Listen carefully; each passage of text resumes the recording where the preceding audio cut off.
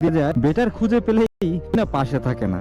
কিছু মানুষ এত সুন্দর করেই অভিনয় করতে পারে যে বোঝাই যায় না যে ভালোবাসাটা মিথ্যা ছিল নাকি সত্যি। আমাদের সম্পর্কটা ছিল 1 বছরের, আর এই অল্প সময়ে আমি তাকে এতটা ভালোবেসে ফেলেছিলাম যা আমি নিজেও বুঝতে পারিনি। একদিন আমার ফ্রেন্ড ওর গার্লফ্রেন্ডের সাথে দেখা করতে গিয়েছিল, আর আমিও সাথে গেলাম। আমার বন্ধুর গার্লফ্রেন্ডের সাথে সেও এসেছিল।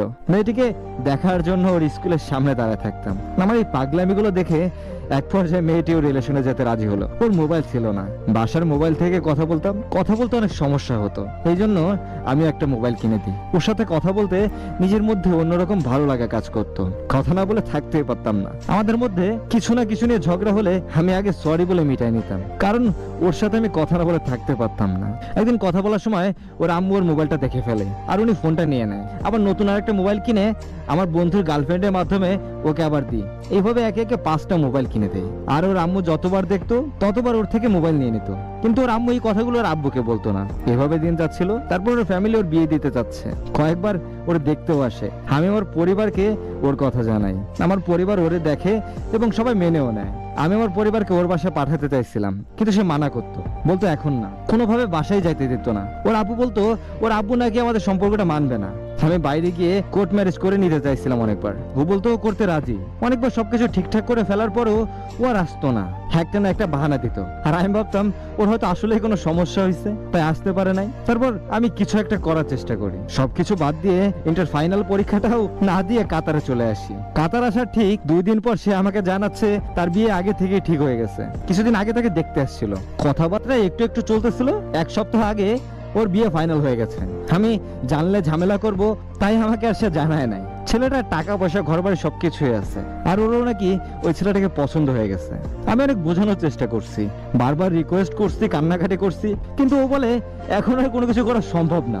অথচ প্রথম থেকে ওরা আমি বলে আসতেছিলাম যে তুমি তোমার আম্মুকে বলো, বাকিটা আমি ম্যানেজ করে নিব। ও বলতো আমাকে যে ও নাকি ওর আম্মু আর দুলাভাইকে আমাদের ব্যাপারে বলছে।